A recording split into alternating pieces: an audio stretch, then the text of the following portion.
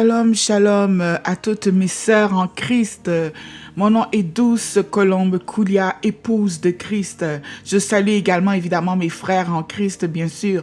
Je m'adresse principalement cependant aux épouses de Christ, à celles qui ont compris qu'elles devaient être propres, qu'elles devaient être sans tache, sans ride, pour le moment où notre époux Jésus-Christ reviendra nous chercher. Et nous devons garder jusqu'à son retour l'œil ouvert. Nous ne devons pas demeurer ignorantes. Nous ne devons pas être des femmes ignorantes, être des poules sans tête. Non, non, non. Une femme garde sa maison, elle garde sa demeure. Tu dois savoir ce qui se passe à Rabasso-Chenairo. Vraiment, aujourd'hui, nous allons parler de choses vraies, de choses directes, de choses profondes. J'ai dit, si tu n'es pas équipé spirituellement, tu peux ne pas être capable de le digérer, même de le mastiquer un petit peu. Alors, à ce moment-là, il ne faut pas t'en vouloir. Au lieu de commencer à calomnier ou à dire des méchancetés sur des choses que tu ne connais pas. Tu ne connais pas. Donc, même si tu parles, tu viens pas de là. Tu sais pas. Donc, à ce moment-là, vaut mieux passer seulement ton chemin. Il y a d'autres enseignements qui seront bons pour toi. Voilà. Moi, c'est le conseil que je donne. Je le donne humblement. Je le donne, c'est sans arrogance, sans rien. Mais je le donne parce que je sais que manger trop dur, trop tôt, aïe, aïe, aïe, ça peut coûter cher. Si vous avez des enfants, vous savez de quoi ça a l'air. Hein? Lorsque tu commences à lui donner la nourriture solide, avant d'avoir fini la période de nourriture liquide, là, de la tétée, ah, ça c'est problème. Moi, je l'ai vécu. N'est-ce pas? Combien de fois, nous, on a eu beaucoup, nos enfants sont nés prématurés. Donc, combien de fois je devais respecter cette limite-là quand je voulais donner même avant, même 2-3 jours avant, l'enfant vomissait. Alors, pour éviter que ceux qui reçoivent la parole en ce jour, mes sœurs qui reçoivent la parole et qui ne sont pas prêtes, pour éviter qu'elles vomissent, vous comprenez, à ce moment-là, il est préférable de tout simplement continuer ce que vous faisiez auparavant. Vous avez vos pasteurs, vos églises pour vous enseigner. Que le Seigneur vous bénisse. Alors, aujourd'hui, nous allons aborder un sujet vraiment très intéressant. Nous allons parler des portes spirituelles du corps. Pourquoi des portes spirituelles du corps? Parce que le Seigneur en parle dans la parole. Il en parle, évidemment. Si on dit la parole au premier degré, bien à ce moment-là, on ne peut pas comprendre. On ne peut pas comprendre. Il est impossible de comprendre la parole de Dieu lorsqu'on fonctionne seulement par réflexion, déduction. Ça ne marche pas. La parole de Dieu marche par révélation. Donc, ta réflexion, déduction peut aider à comprendre des petits bouts, mais jamais de la vie. Tu vas me dire que tu as bâti une relation avec Jésus-Christ à coup de réflexion, déduction. Ça, c'est faux. Alors, je parle des portes du corps. À moins que nous soyons itinérants, ce qui, j'espère, n'est pas votre cas, n'est-ce pas? Au nom de Jésus. Nous avons tous une demeure. Et la manière légale de rentrer dans cette demeure, c'est par la porte. Celui qui passe par la porte arrière, par la fenêtre, par un petit trou percé dans le mur, cette personne-là, lorsqu'elle rentre dans ta maison, elle te donne automatiquement le droit légal de le traiter comme tu veux parce qu'il est un voleur. La parole de Dieu est souvent lue et interprétée de la mauvaise manière ou à un degré où il n'y a pas de révélation, mais plutôt de la réflexion, de la déduction, comme je disais tout à l'heure. Or, si la parole de Dieu, si elle peut être enseignée de cette manière, elle ne peut être absorbée complètement et encore moins expérimentée de cette manière. Je prends le temps de faire une introduction sur les portes spirituelles du corps parce que même si l'on connaît le mot porte, son utilité, même si l'on trouve le mot d'une grande banalité, nous devons nous souvenir que la parole de Dieu est vivante et que justement, elle ouvre justement la porte sur des dimensions infinies de compréhension. Ces dimensions, nous sommes appelés à les comprendre. C'est ce que Dieu attend de nous. N'oubliez pas que le Seigneur a dit, qu'il a dit en Psaume 82, verset 6, qu'il a fait de nous quoi? Des dieux. Le Seigneur a établi des règles et des lois qu'il n'a pas l'intention de transgresser, même s'il en est l'auteur. Si le Seigneur n'avait pas mis de porte spirituelle à nos corps, à notre corps, les démons pourraient entrer et sortir de nous comme dans un moulin.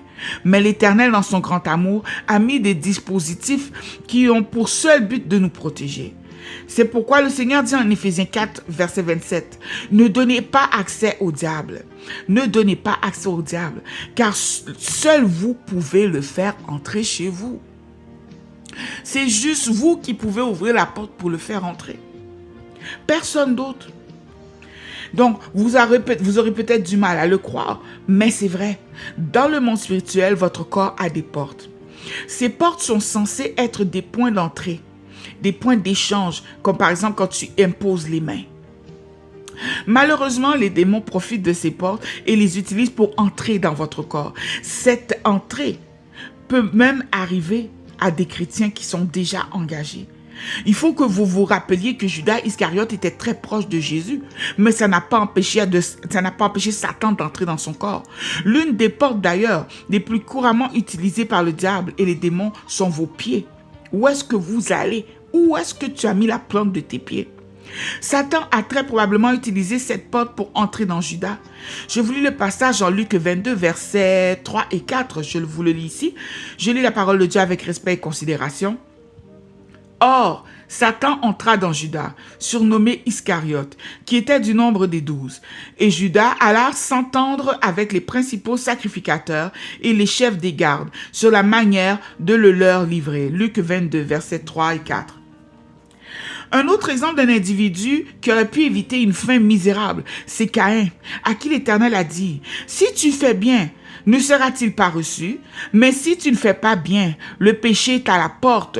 Or, ses désirs se rapportent à toi, et tu as seigneurie sur lui. » Incroyable. Le Seigneur lui dit, c'est dans Genèse évidemment, le Seigneur lui dit, tu as seigneurie sur lui.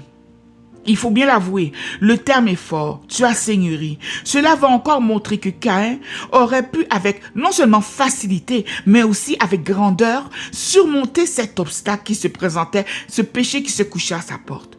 Mais nous connaissons tous la suite de Caïn et Abel. Donc, avant de continuer, permettez-moi de faire quelques mises au point. J'ai très souvent rencontré des hommes et des femmes qui suivent le Seigneur depuis de nombreuses années. Ce sont des gens habitués à aller à l'église et à avancer en avant presque à chaque fois pour recevoir prière et bénédiction.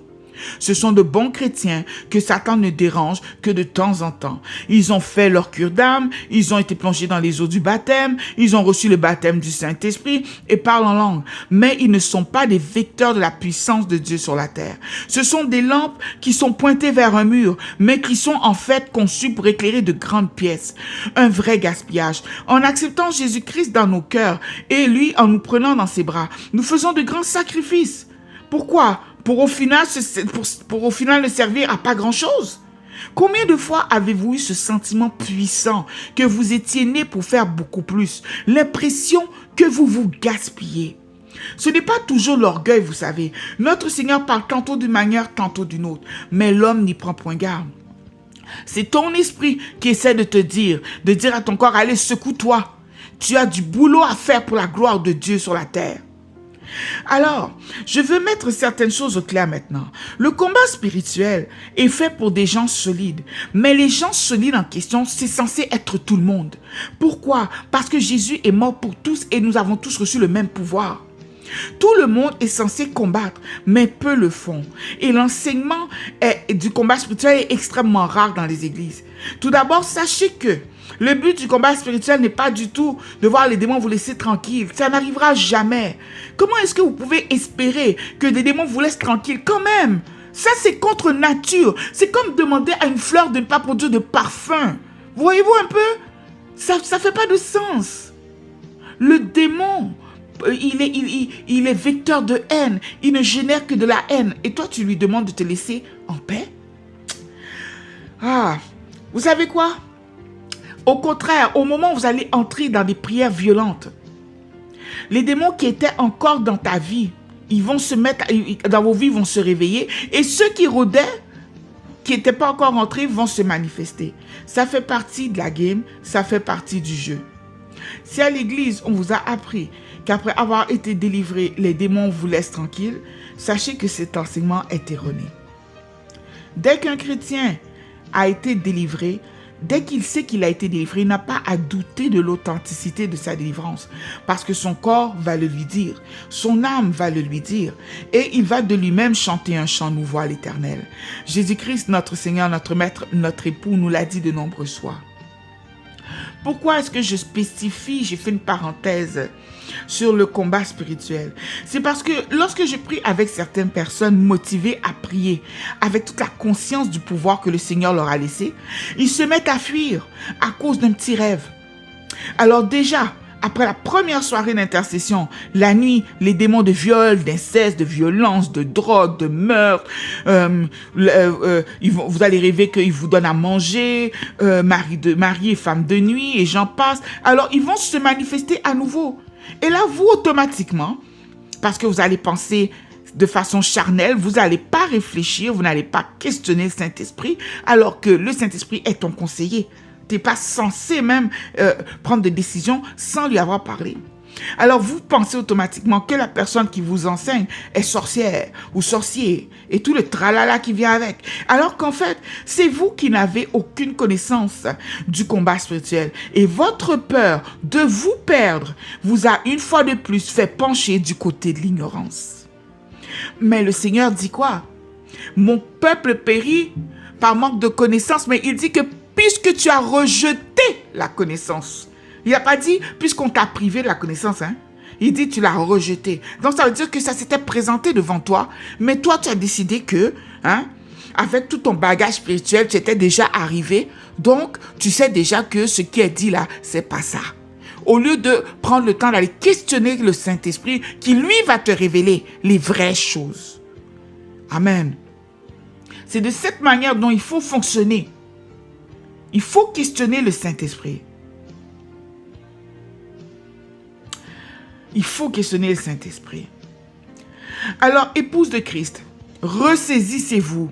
Laissez le Saint-Esprit et non votre chair réagir à ce qui vous est inhabituel. Le Saint-Esprit ne m'a jamais menti. Et vous? Aujourd'hui, je vais simplement faire une introduction sur les portes spirituelles que le Seigneur a pris soin de nous pointer. De bien nous pointer, même souligner dans la parole. Mais que nous n'avions pas remarqué car notre esprit était encore verrouillé. Je vais vous lire quelques passages pour vous donner également des références. Bien sûr, il ne s'agit pas d'une liste exhaustive, mais cela donne une bonne idée de la notion de porte spirituelle. Le Seigneur Jésus-Christ nous apprend que le corps est un temple, qu'il est le temple du Saint-Esprit. La Bible nous dit que notre corps est un temple qui est censé être occupé par, en fait, Dieu, le Père, Fils, Saint-Esprit. Alors, Jésus parle abondamment de ces portes. C'est Dieu qui nous a conçus. Lui seul sait de quoi nous sommes faits. Alors, si Dieu dit qu'il y a des portes, c'est qu'il y en a, point barre. Il n'y a rien à rajouter. Lisons d'abord les quelques passages que je m'apprête à vous donner. Ce sont des passages intéressants. Le Seigneur a caché beaucoup d'enseignements, de stratégies, de combats, d'armes puissants à l'intérieur de sa parole. Mais elles ne peuvent être activées qu'à un certain degré de mastication et de digestion de la parole de Dieu. Commençons d'abord par Apocalypse 3, verset 20. Le Seigneur du ciel et de la terre déclare ceci. « Voici, je me tiens à la porte et je frappe. Si quelqu'un entend ma voix et ouvre la porte, j'entrerai chez lui, je souperai avec lui et lui avec moi. » Et lui avec moi. Alors on voit ici que le Seigneur dit comme ça que si il se tient à la porte, il dit qu'il frappe. Et que si tu entends sa voix et que tu ouvres, il va entrer, il va souper avec toi. On s'entend que le Seigneur ne parle pas ici de ta belle villa ni de ta maison. Parce que l'itinérant, il va recevoir Jésus où, au fait? Celui qui n'a pas de maison, là, il va recevoir Jésus où? Où est-ce qu'il va le recevoir? Donc, on ne parle pas ici de maison, de bâtisse terrestre. Je vous lis un autre passage. Il le prit à part, loin de la foule, lui mit les doigts dans les oreilles. Il lui toucha la langue avec sa propre salive. Puis, levant les yeux au ciel, il soupira et dit, « Ephata », c'est-à-dire « ouvre-toi ». Aussitôt, ses oreilles s'ouvrirent, sa langue se délia et il parla très bien. Amen. Je viens de lire Marc 7, versets 33 à 35.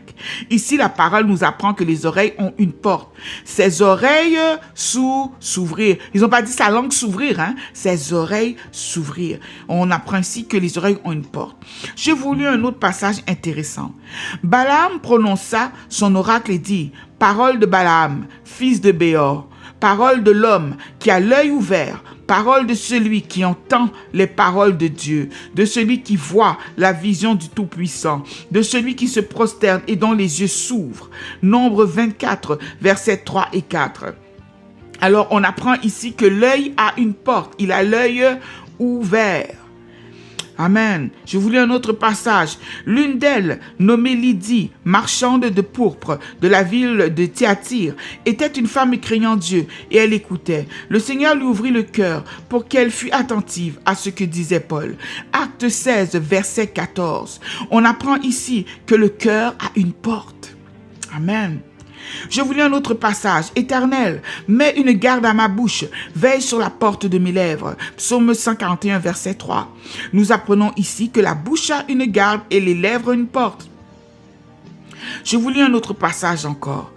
Afin que tu leur ouvres les yeux, pour qu'ils passent des ténèbres à la lumière et de la puissance de Satan à Dieu, pour qu'ils reçoivent par la foi en moi le pardon des péchés et l'héritage avec les sanctifiés. Acte 26, verset 18. Alors, on parle encore ici des yeux, afin que tu leur ouvres les yeux. Donc, on comprend que les yeux ont une porte. Amen. Alors, je vais vous lire un passage ici qui est intéressant. Nous allons le prendre ensemble. Je vais vous donner la référence tout de suite. C'est Ézéchiel 16, verset 4. Ézéchiel 16, verset 4. Je lis la parole de Dieu avec respect et considération. À ta naissance, le jour où tu es né, dans d'autres versions, on dit le jour où tu naquis, ton cordon ombilical n'a pas été coupé. Tu n'as pas été lavé dans l'eau pour être purifié, ni frotté avec du sel, ni enveloppé dans des langes. À ta naissance, au jour où tu naquis, ton nombril n'a pas été coupé, tu n'as pas été lavé dans l'eau pour être purifié, tu n'as pas été frotté avec du sel, tu n'as pas été enveloppé dans les langes. Nul n'a porté sur toi un regard de pitié pour te faire une seule de ces choses, par compassion pour toi, mais tu as été jeté dans les champs le jour de ta naissance parce qu'on avait horreur de toi. Déjà en partant, rappelons-nous que Jésus-Christ est la parole. Il est le Verbe fait chair. Tout a été fait par lui et rien n'a été fait sans lui. Il est le maître de l'alphabet et de la grammaire, sous toutes ses formes et dans toutes les langues terrestres, célestes et au-delà. Alors, comment pouvez-vous expliquer qu'il s'adresse à une personne en lui disant « Lorsque tu naquis, ton cordon n'a pas été coupé ». Pourtant, quelle est la première chose que l'on fait au bébé après la traditionnelle tape sur la fesse pour encourager l'enfant à pleurer et à prendre sa première respiration? Couper le cordon ombilical. Alors, de quoi parle le Seigneur? Je vous laisse réfléchir et fouiller. C'est vraiment une grâce que de pouvoir méditer la parole de Dieu. Amen. Alors, vous devinez quand même que le cordon ombilical fait partie des portes, n'est-ce pas? Le nombril. Alors, comment fonctionnent les portes de votre corps? Dieu vous a donné autorité sur les portes spirituelles de votre corps. Vous avez la possibilité de les fermer ou de les ouvrir, comme les portes de votre résidence physique. Dieu vous a donné le pouvoir de choisir qui entre par là et qui sort par là. Et ce qui en sort, pardon. Ce qui entre et ce qui sort par là. C'est ainsi, je devrais plutôt le dire. Vous ouvrez pour ce qui est bon et vous vous fermez à ce qui est mauvais. Mon conseil pour vous, bien-aimés, est que vous ouvrez est de prendre l'habitude de toujours ouvrir vos portes à Dieu, à Jésus-Christ, au Saint-Esprit, pour qu'il habite en vous et de le faire quotidiennement. Quotidiennement. Donc, chaque matin, vous déclarez « Saint-Esprit, viens, demeure en moi. Père, prends toute la place dans mon cœur. Jésus-Christ, manifeste ton amour et ta justice puissamment au travers du temple que je suis, dans le nom de Jésus et par la toute-puissance du Saint-Esprit qui jamais ne faillit. » Même si vous êtes un chrétien engagé, si vous n'agissez pas, Satan et les démons entreront dans votre vie par vos portes spirituelles. Satan et les démons peuvent entrer par vos portes, que cela vous plaise ou pas. Les lois de Dieu que Dieu a établies sont pour tous. Ils sont pour tout le monde. Quand tu pèches, tu ouvres une grande porte aux ténèbres qui se mettent à courir vers la porte du temple que tu es. Pourquoi? Pour y habiter. Jésus-Christ nous explique le modus operandi des démons dans le passage suivant. Prenons ensemble Matthieu 12, versets 43-45. Lorsque l'esprit impur est sorti d'un homme, il va par des lieux arides, cherchant du repos, et il n'en trouve point. Il dit, je retournerai dans ma maison. Donc, il vous considère comme un bâtiment, comme une bâtisse. Les démons nous voient comme des bâtisses. Je retournerai dans ma maison d'où je suis sorti. Et quand il arrive, il la trouve vide, balayée et ornée. Elle est vide parce que quoi? Il n'y a pas Jésus dedans. Il s'en va et il prend avec lui 7 autres esprits plus méchants que lui. Il entre dans la personne, s'y établissent et la dernière condition de cet homme est pire que la première. Il en sera de même pour cette génération méchante. Amen. Alors, le démon considère que ton corps est sa maison légale. Si tu veux habiter chez moi, il faut d'abord que tu croises mon chemin, qu'on se côtoie et que je t'invite chez moi. C'est à partir de là que le démon exercera son plein contrôle sur ta personne. Lorsque Jésus-Christ est venu, il est venu nous enseigner comment exercer la nouvelle autorité qu'il nous a donnée à tous désormais, mais uniquement par son Saint-Esprit. Alors, par le Saint-Esprit, nous devons prendre l'habitude de fermer les portes de nos corps à toute entrée démoniaque.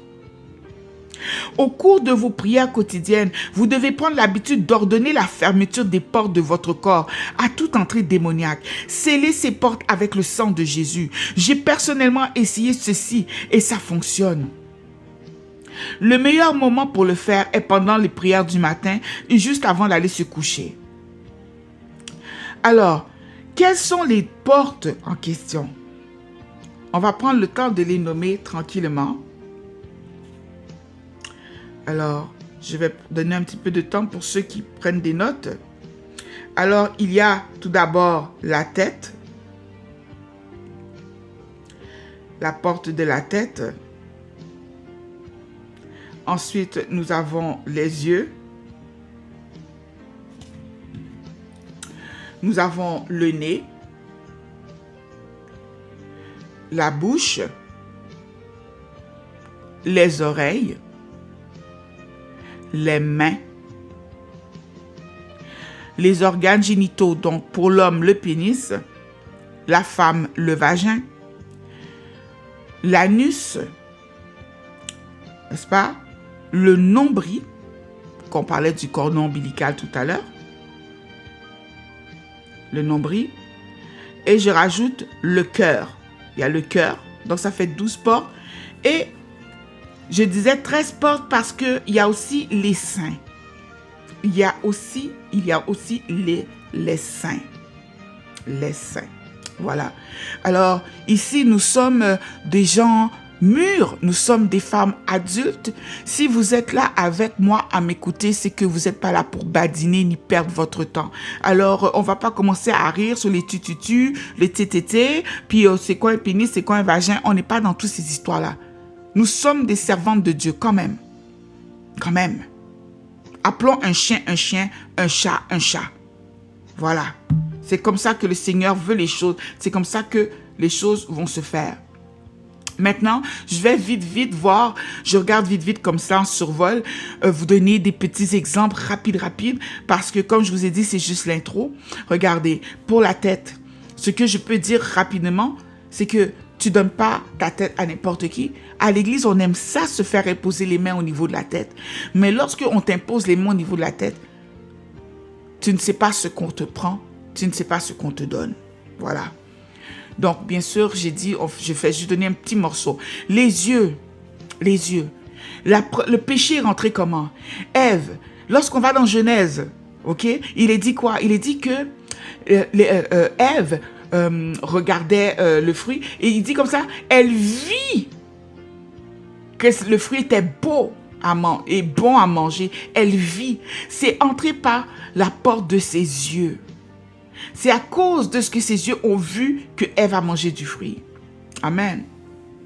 Au niveau du nez, le nez, l'odorat, ce qui me vient vite comme ça à l'esprit, c'est Jacob et Ésaü. Lorsque il prend l'odeur de la nourriture, ça sent bon. Ça là, ça lui a fait perdre beaucoup. Ensuite, nous avons les oreilles. Les oreilles. C'est pas toute chose que ton oreille doit entendre. Il y a des choses qui vont entrer dans tes oreilles, des paroles. Et ces paroles-là vont bouleverser ta vie. Il y a des gens que c'est parce qu'ils ont entendu une parole que soudainement, là, ils ont pris une décision sur un coup de tête, là, et puis voilà comment leur vie s'est terminée. Donc, on va en parler plus longuement. La bouche, ce que tu manges, ça, je pense que ça, c'est d'une évidence, hein, quand même. Les mains, tes mains, tu ne donnes pas tes mains à n'importe qui. Un chrétien ne fait pas lire les lignes de ses mains, voyons donc. On ne fait pas ça. Et tes mains, tu ne touches pas n'importe quoi. Tu ne peux pas me dire que tu prends les mêmes mains avec lesquelles tu as fini de feuilleter là, tout ton gros dossier porno, tu veux prendre ça pour venir mettre sur ma tête. Mais c'est quelle blague ça? Ça c'est jouer avec l'onction de Dieu. Non, non, non, non, non. Ça c'est non, ça ne marche pas. Masantero Chibreiroba, Riano. Les pieds. Le Seigneur dit, tout lieu que foulera la plante de tes pieds, je te le donne. Pourquoi le Seigneur parle des pieds? Pourquoi est-ce qu'il dit comme ça que quand tu vas à un endroit et puis qu'on va pas te recevoir, il dit quoi? Il dit, prends les chaussures, secoue la poussière de tes chaussures. Pourquoi le Seigneur dit ça? Pourquoi le Seigneur a demandé à Moïse de retirer ses sandales? C'est pas parce que Moïse a les pieds sales en passant. Donc ça n'a aucun rapport. Donc tout ça, ça lié spirituel. Tout ça, c'est spirituel. Ce sont des choses que nous sommes censés savoir. Amen. Alors ça, je mets ça ensemble. Je mets ensemble le vagin, le pénis, l'anus, donc les organes sexuels. Je mets tout ça ensemble. Le Seigneur dit quoi? Rapidement, facilement. Dans le Nouveau Testament, le Seigneur dit, celui qui couche avec une prostituée ne fait qu'un avec elle. Tu dois comprendre que toute la saleté qu'il y aura d'accumuler, je ne parle pas de saleté physique. Il faut comprendre, la prostituée, c'est un être humain normal, c'est une personne que Jésus aime. Ce n'est pas de ça dont il est question. Mais on parle ici de saleté spirituelle. Parce que même si tu es une prostituée, même si tu es en train de m'écouter et tu es une prostituée, tu es capable quand même de reconnaître qu'au-dedans de toi, il y a des jours. Même quand tu es belle, tu sens bon. Tu sais qu'au-dedans de toi, c'est sale. C'est dans ce sens que je parle. Et ça, on n'a pas besoin d'être une prostituée pour se sentir sale. Et là, non, vraiment pas. Donc, on revient à ce que je disais. Celui qui couche avec une prostituée ne forme qu'un avec elle. Donc, tout le bagage spirituel qu'elle a cumulé, essayez d'imaginer qu'elle a cumulé. Si elle a eu là 150 clients, j'ai dit, tout ce qu'elle a cumulé là, elle te transmet dedans. La relation sexuelle n'est pas un jeu. Et ça, on va en parler parce que vraiment, ici en Occident, au Canada, c'est un fléau. C'est tellement un fléau ici à 12 ans. Si à 12 ans, tu n'as pas un copain, tu es bizarre. Aïe! Oh non, nous devons prier pour la jeunesse vraiment. Alors, et je termine en disant, oh oui, il me restait le nombril. Bon, le cordon ombilical, hein, c'est évident. Ce qu'une mère mange pendant sa grossesse traverse le cordon ombilical. Mais vous remarquerez aussi que nos émotions, n'est-ce pas? Combien de fois est-ce qu'on vous a dit, lorsque vous étiez enceinte, arrête de pleurer. Tu vas faire un enfant qui pleure tout le temps. Moi, je peux vous confirmer. Moi, mère de 6 enfants, je peux vous dire que les enfants sur qui j'ai pleuré beaucoup pendant la grossesse, ça a donné des enfants, entre guillemets, un peu sensibles. Donc, ils réagissent facilement, les larmes montent facilement. Mais ils connectent aussi facilement avec le Seigneur, Dieu merci. Mais c'est pour dire, donc ce sont des choses que nous devons savoir. Donc, imaginez maintenant, si là, je peux transmettre ce que je mange à mon bébé qui est dans mon ventre et que je peux lui transmettre l'émotion qui est quelque chose qu'on ne voit pas. J'arrive à lui transmettre, mais qu'est-ce que on a bien pu avoir transmis à nos enfants quand tu sais que tu étais dans la sorcellerie au moment de la grossesse. Je parle au moment de la grossesse. Tu savais que tu étais dans la sorcellerie, même si tu te convertis, je suis vraiment désolée, mais ton enfant, il va falloir vérifier. Il va falloir que tu pries. Il n'y a pas de blague dans ça. C'est pas des blagues. Alors, à la prochaine vidéo, je vais vous expliquer comment le diable utilise justement ces portes pour nous faire du mal. On ne laisse pas n'importe qui s'approcher de nous, ni toucher à nos enfants, toucher à notre corps. Comprenez-vous? C'est personnel. Ton corps, c'est personnel. Ton corps est personnel.